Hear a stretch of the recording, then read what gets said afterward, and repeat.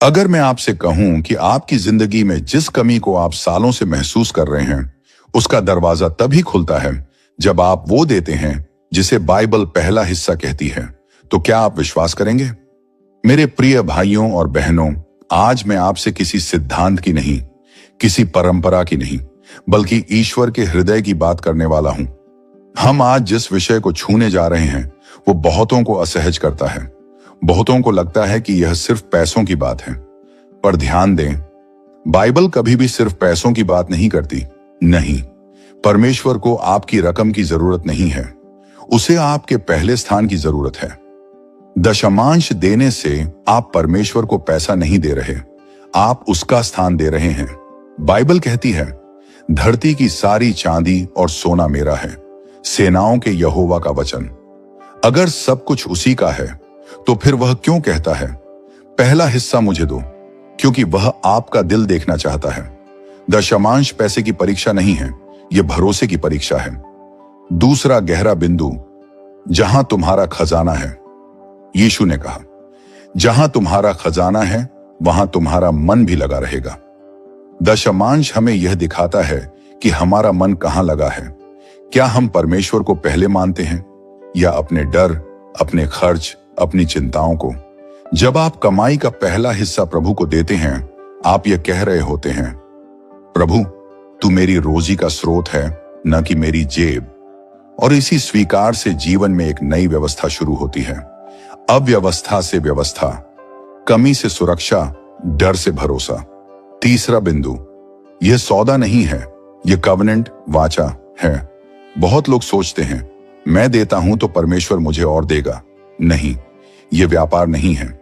दशमांश देना एक वाचा, कवनेंट मानने जैसा है। जैसे एक बच्चा अपने पिता पर भरोसा करता है, वैसे ही हम अपने स्वर्गीय पिता पर भरोसा करते हैं। और बाइबल कहती है, यहोवा को अपने धन से और अपनी भूमि 10% दें, कि पहिलौठी उपज से आदर दे। नीति वचन 3:9 यह आदेश किसी डर से नहीं, बल्कि एक गहरे प्रेमपूर्ण रिश्ते से आता है। चौथा बिंदु, मालाखी की चुनौती। परख कर देखो। मालाखी 3:10 में परमेश्वर कहता है, मुझे परख कर देखो। यह बाइबल में एकमात्र स्थान है जहां परमेश्वर कहता है, मुझे जांचो। जैसे वो कह रहा हो, मुझे पहला स्थान दो और देखो मैं तुम्हारे जीवन के लिए क्या करता हूं। ध्यान दें, वह कहता है, मैं आकाश के झरोखे खोल दूंगा। मतलब, जो आप अपनी ताकत से नहीं कर सकते, वो परमेश्वर अपने सामर्थ्य से करता है। आज की इस पहली शिक्षा में मैंने आपको एक बात स्पष्ट कर दी है। दशमांश पैसों के बारे में नहीं, परमेश्वर के प्रति प्राथमिकता की घोषणा है। जब आप परमेश्वर को पहला स्थान देते हैं, तो जीवन में ऐसा कोई द्वार नहीं है जिसे वह खोल न सके। बहुत लोग कहते हैं कि दशमांश मूसा की व्यवस्था के कारण है, पर सच यह है, दशमांश व्यवस्था से सैकड़ों साल पहले शुरू हुआ था। मेरे प्यारे भाइयों और बहनों, आज हम उस जड़ तक जाएंगे जहां से दशमांश का बीज पहली बार बोया गया था। परमेश्वर के सत्य को समझना हो तो हमेशा जड़ तक लौटना पड़ता है। और जब आप जड़ को जान जाएंगे, आप समझेंगे कि दशमांश कभी कोई नियम नहीं था, यह शुरुआत से ही रिश्ते का इज़हार था।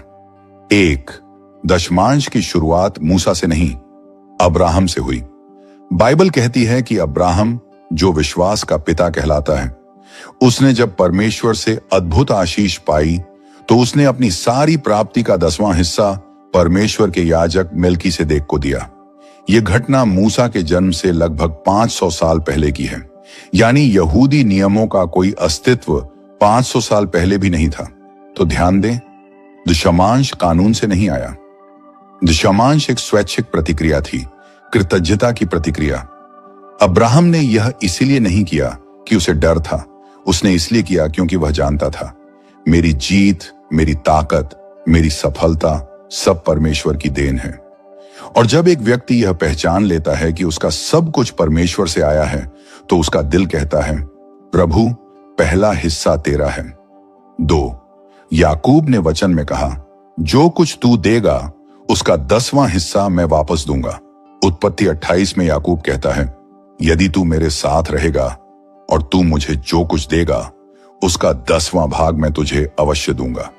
यह भी मूसा से बहुत पहले हुआ। इसका मतलब दशमांश डर का समझौता नहीं, वचन का संबंध है।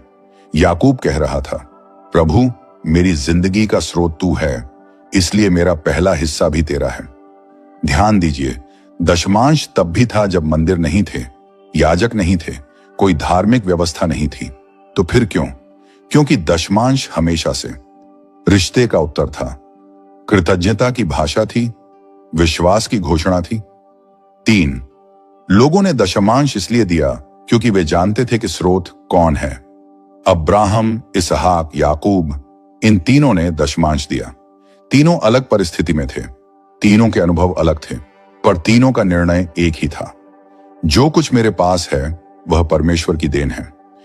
मेरे भाइयों और बहनों, जब इंसान यह समझ लेता है कि उसका पैसा, उसकी बिजनेस, उसकी नौकरी, उसकी बुद्धि, उसकी स्वास्थ्य सब परमेश्वर की देन है, तो वह बिना मजबूरी, बिना डर, दिल से यह करता है, पहला हिस्सा प्रभु को।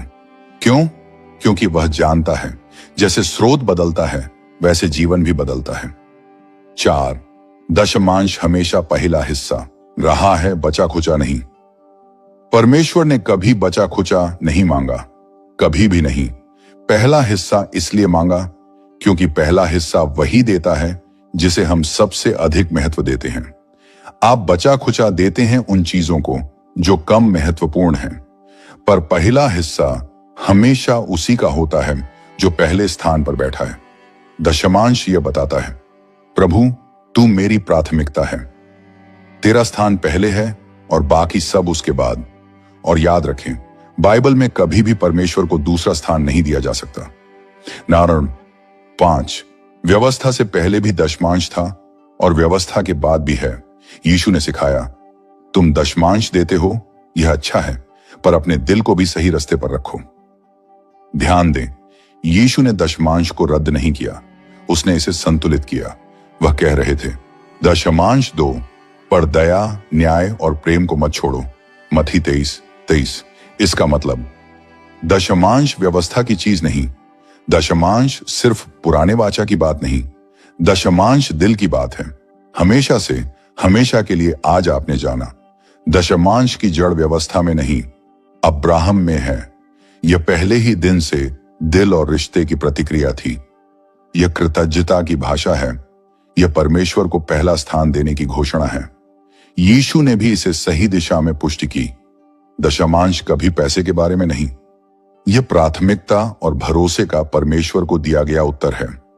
जब आप परमेश्वर को पहला देते हैं तो वह आपके जीवन में वह करता है जो आप अपनी शक्ति से कभी नहीं कर सकते।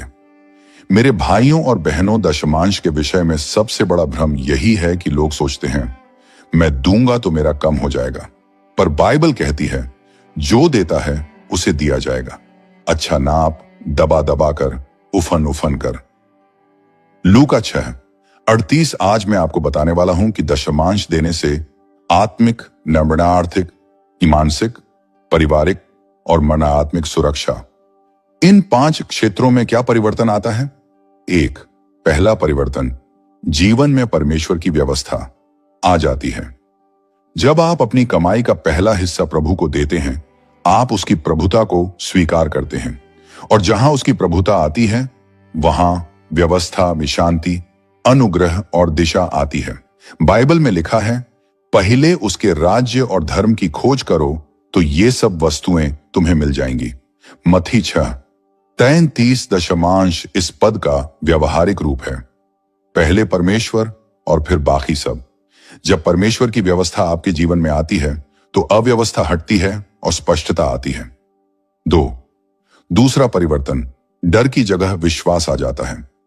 जहां दशमांश नहीं है वहां मन में यह डर होता है, पैसा कम पड़ जाएगा, कर्ज कैसे चुकाऊंगा, भविष्य का क्या होगा।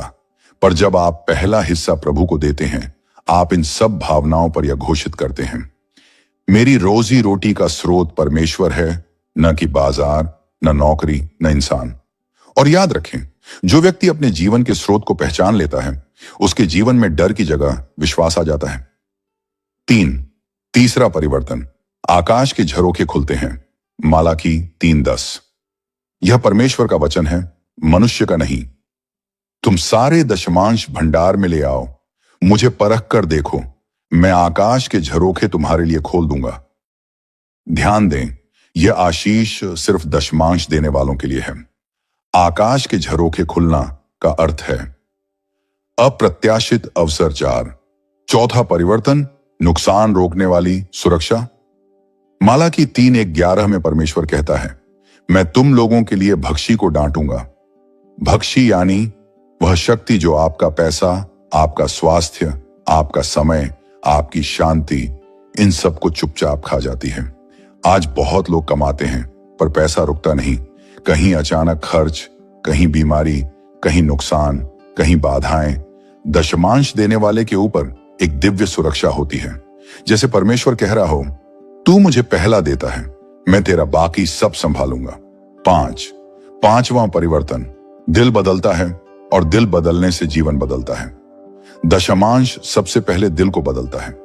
लालच हटता है, कृतज्ञता आती है, उदारता आती है, परमेश्वर पर निर्भरता आती है, स्वार्थ टूटता है, आत्मिक परिपक्वता बढ़ती है। यीशु ने कहा, जहां तुम्हारा खजाना है वहीं तुम्हारा मन रहेगा। जब आपका पहला हिस्सा प्रभु के पास जाता है तो आपका मन भी उसके पास चला जाता है, और यही वह जगह है जहां परिवर्तन जन्म लेता है। छठा परिवर्तन, परिवार में शांति और एकता आती है। दशमांश देना घर की आध्यात्मिक वायुमंडल को बदल देता है। क्यों? क्योंकि जहां प्राथमिकता सही होती है वहां प्रभु की शांति रहती है। जब पति पत्नी दोनों परमेश्वर के प्रति एकमत होते हैं तो परिवार का वातावरण बदल जाता है। तनाव कम होता है, कलह घटता है, आशीष बढ़ती है, परमेश्वर का हाथ परिवार पर रहता है। सातवां परिवर्तन, आत्मिक जीवन मजबूत होता है। दशमांश सिर्फ जेब से नहीं, दिल से निकलता है, और जो दिल देना सीखता है वह परमेश्वर के साथ गहरा चलता है। दशमांश देने वाला व्यक्ति कभी कंजूस ईसाई नहीं बन सकता। वह बढ़ता है, बदलता है, परिपक्व होता है, क्योंकि दशमांश विश्वास को सक्रिय करता है। विश्वास आशीष को सक्रिय करता है। आशीष जीवन को बदल देती है। आज आपने जाना, दशमांश देने से जीवन में परमेश्वर की व्यवस्था आती है, मन से डर हटता है, आकाश के झरोखे खुलते हैं, नुकसान रुकता है, दिल बदलता है, परिवार में शांति आती है, आत्मिक जीवन मजबूत होता है। दशमांश सिर्फ देने का कर्म नहीं, ये पूरा जीवन बदलने वाला सिद्धांत है। दशमांश परमेश्वर का तरीका है ये देखने का कि क्या हमारा दिल उसके हाथ में है या फिर संसार हमारे हाथ पर शासन कर रहा है।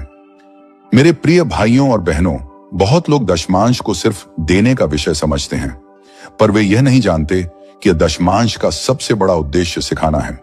आज मैं आपको वो चीजें बताने वाला हूं जो परमेश्वर दशमांश के माध्यम से हमारे अंदर बनाता है। ऐसी चीजें जो शब्दों से नहीं सिखाई जा सकती, केवल अभ्यास से पैदा होती हैं। पहला पाठ, परमेश्वर पहला है, ये जीवन की मुख्य नींव है।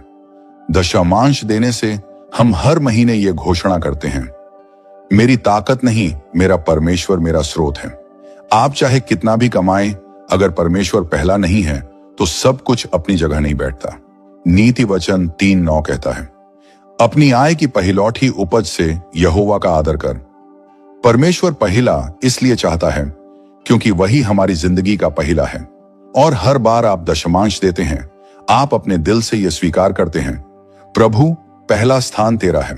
दूसरा पाठ, हम मालिक नहीं, प्रबंधक, स्टीवर्ड हैं। दशमांश हमें याद दिलाता है कि हम जो कमाते हैं उसके मालिक नहीं हैं। हमें जो दिया गया है वह सौंपा गया है। पैसा हमारा नहीं, परमेश्वर का है। भजन 24:1 कहता है, पृथ्वी और जो कुछ उसमें है वह सब यहोवा का है। दशमांश परमेश्वर का तरीका है हमें विनम्र करने का, क्योंकि देने से हम यह मान लेते हैं कि हम अपने संसाधनों के मालिक नहीं, केवल देखभाल करने वाले हैं। तीसरा पाठ, भरोसा न कि डर। दशमांश का सबसे बड़ा पाठ भरोसा है। बहुत लोग नहीं देते क्योंकि उन्हें डर है कि पैसा कम हो जाएगा, पर परमेश्वर हमें इस डर से आजाद करना चाहता है। जब आप पहला हिस्सा देते हैं, आप यह घोषित करते हैं, मेरा भविष्य परमेश्वर के हाथ में है, बैंक बैलेंस में नहीं। इसीलिए वह मालाकी 3:10 में कहता है, मुझे परख कर देखो। क्यों? क्योंकि वह चाहता है कि आप डर से नहीं, भरोसे से जीवन जीना सीखें। 4, चौथा पाठ, देना एक आत्मिक अनुशासन है। दशमांश देना केवल दान करना नहीं है, यह एक आत्मिक अभ्यास है। जैसे प्रार्थना करना, जैसे वचन पढ़ना, जैसे उपवास, वैसे ही देना भी आत्मिक अनुशासन है। क्यों? क्योंकि देना दिल को बदलता है। यीशु ने कहा, लेने से अधिक देना धन्य है। प्रेरितों के काम 20:35। जब आप नियमित रूप से देते हैं, आपका दिल उदार बनता है, लालच से मुक्त होता है, परमेश्वर की दिशा में झुकता है, आत्मिक रूप से मजबूत होता है। दशमांश आपकी आत्मा को प्रशिक्षित करता है, यह आपको विश्वास में चलता हुआ बनाता है। 5वां पाठ, परमेश्वर की कार्य में भागीदारी। दशमांश देकर हम परमेश्वर के कार्य में शामिल होते हैं। परमेश्वर चाहता है कि हम उसका मिशन, उसकी सेवकाई, उसके घर को सहयोग दें। जब आप अपना दशमांश देते हैं, आप सिर्फ एक सेवा को मदद नहीं कर रहे, आप परमेश्वर के राज्य में निवेश कर रहे हैं। स्वर्ग में ऐसी कोई चीज नहीं जो नष्ट होती हो, पर यहां दुनिया में आपका दिया हुआ दशमांश राजकीय कार्य के लिए इस्तेमाल होता है और उसका प्रतिफल अनंत जीवन में मिलता है। यीशु ने कहा, अपना धन स्वर्ग में जमा करो। मत्ती 6:20 दशमांश आपको स्वर्ग के खजाने से जोड़ता है। छठा पाठ, परमेश्वर सिखाता है कि आशीषें बांटने से बढ़ती हैं। दुनिया सिखाती है जो बचाओगे वही बढ़ेगा, पर बाइबल सिखाती है जो बांटोगे वही बढ़ेगा। नीति वचन 11:24 में लिखा है, कोई उदार होकर देता है, फिर भी उसके पास बहुत होता है। यह सिद्धांत केवल समझ से नहीं, दशमांश के अभ्यास से सीखा जाता है। परमेश्वर हमें सिखाता है, आशीषें रोकने से नहीं, उन्हें बहाने से बढ़ती हैं। दशमांश देने वाला व्यक्ति आशीष का बर्तन नहीं, आशीष की नदी बन जाता है। 7वां पाठ, परमेश्वर हमें स्वतंत्र बनाना चाहता है। दशमांश का अंतिम पाठ है स्वतंत्रता। स्वतंत्रता किससे? लालच से, चिंता से, भविष्य की घबराहट से, पैसे की पकड़ से। जब आप परमेश्वर को पहला हिस्सा देते हैं, आप यह कह रहे होते हैं, पैसे का मुंह पर अधिकार नहीं, मेरे जीवन पर अधिकार केवल परमेश्वर का है। दशमांश देने वाला इंसान कभी पैसा गुलाम नहीं बनता, वह परमेश्वर का स्वतंत्र बच्चा रहता है। दशमांश परमेश्वर का पहला स्थान दिखाने का तरीका है। यह हमें सिखाता है कि हम मालिक नहीं, प्रबंधक हैं। यह डर को हटाकर भरोसा पैदा करता है। यह आत्मिक अनुशासन है। यह हमें परमेश्वर के कार्य से जोड़ता है। यह दिल को बदलता है। यह हमें स्वतंत्र बनाता है। दशमांश एक आर्थिक कदम नहीं, यह आत्मिक प्रशिक्षण है। बहुत बार समस्या दशमांश में नहीं होती, समस्या हमारी सोच में होती है। मेरे प्रिय भाइयों, दो और बहनों, लोग दशमांश से इसलिए दूर नहीं भागते कि बाइबल उलझन पैदा करती है। वे इसीलिए दूर भागते हैं क्योंकि गलतफहमियां उन्हें बंदी बनाती हैं। आज हम उन गलतफहमियों पर प्रकाश डालेंगे जो सालों से लोगों के दिल में बैठी हैं और जिनके कारण लोग परमेश्वर की आशीषों से वंचित रह जाते हैं। गलतफहमी 1, दशमांश तो चर्च या पादरी को अमीर बनाने के लिए होता है। यह सबसे बड़ी और सबसे पुरानी गलतफहमी है। सच क्या है? दशमांश परमेश्वर का सिद्धांत है, किसी चर्च का नहीं। जब अब्राहम ने दिया, कोई चर्च नहीं था। जब याकूब ने वचन किया, कोई पादरी नहीं था। जब परमेश्वर ने मालाकी में कहा, वह लोगों से बोला, पहला हिस्सा मुझे दे। ध्यान रखें, दशमांश देने से परमेश्वर का काम आगे बढ़ता है, लेकिन इसका उद्देश्य आपका दिल बदलना है। आपके और परमेश्वर के बीच का संबंध है। यह इंसानों को नहीं, प्रभु को दिया जाता है। परमेश्वर हमारा दिल देखता है, बैंक खाता नहीं। गलतफहमी 2, मेरे पास अब तो कम है, जब ज्यादा होगा तब दूंगा। मेरे भाइयों और बहनों, याद रखिए, दशमांश कम होने या ज्यादा होने का विषय नहीं, पहला किसे मानते हो का विषय है। बहुत लोग कहते हैं, जब कमाई बढ़ेगी तब देना शुरू करूंगा, पर बाइबल कहती है, जो थोड़े में विश्वास योग्य होगा वह बहुत में भी विश्वास योग्य होगा। लूका 16:10, परमेश्वर यह देखना चाहता है कि क्या आप कम में भी वफादार हों। अगर कोई थोड़े में नहीं दे सकता, वह ज्यादा में भी नहीं देगा। गलतफहमी 3, अगर मैं दूंगा तो मेरा खर्च कैसे चलेगा। यह डर हर इंसान में होता है। वह सोच है जिसे परमेश्वर बदलना चाहता है। मालाकी 3:10 में वह कहता है, मुझे परख कर देखो। क्यों? क्योंकि वह चाहता है कि आप कमी के डर में नहीं, प्रावधान के विश्वास में चलें। सच यह है, जो देते हैं वे कमी में नहीं चलते, जो रोकते हैं वे कमी में गिरते हैं। देना प्रावधान का दरवाजा खोलता है, रोकना बंद दरवाजे जैसा है। दशमांश आपके खर्च को कम नहीं करता, उसे आशीषित करता है। गलतफहमी 4, दशमांश सिर्फ पुराने नियम का विषय है, नए नियम में जरूरी नहीं। यीशु ने कहा, तुम दशमांश देते हो, यह अच्छा है, लेकिन न्याय, दया और विश्वास को मत छोड़ो। मत्ती 23:23 ध्यान दें, यीशु ने कभी नहीं कहा कि दशमांश गलत है। उन्होंने कहा कि व्यवस्था को पूरा करने के साथ साथ दिल की भावना भी सही होनी चाहिए। नया नियम उदारता को बढ़ाता है, देने के हृदय को मजबूत करता है, हमें परमेश्वर को प्राथमिकता में रखने की शिक्षा देता है। दशमांश धार्मिक बोझ नहीं, यह विश्वास का अभ्यास है। गलतफहमी 5, मैं तो समय देता हूं, सेवा करता हूं, वही काफी है। समय देना भी महत्वपूर्ण है, सेवा करना अद्भुत है, पर ध्यान दें, यीशु ने कभी नहीं कहा कि समय ही दो। परमेश्वर ने कभी नहीं कहा कि धन मत दो। क्यों?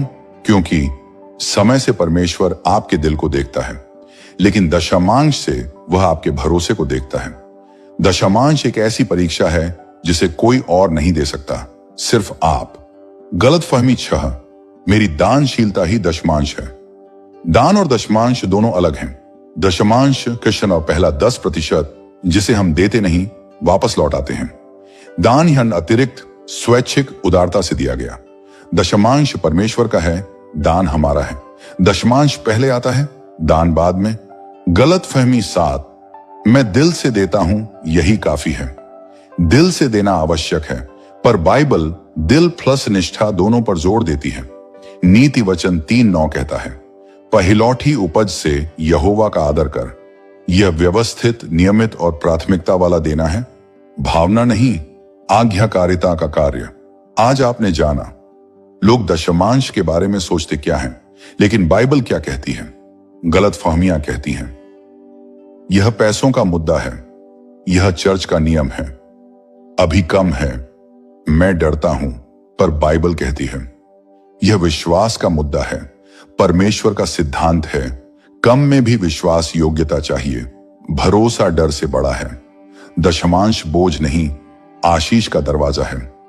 दशमांश सिर्फ कितना देते हैं यह विषय नहीं है, दशमांश कैसे देते हैं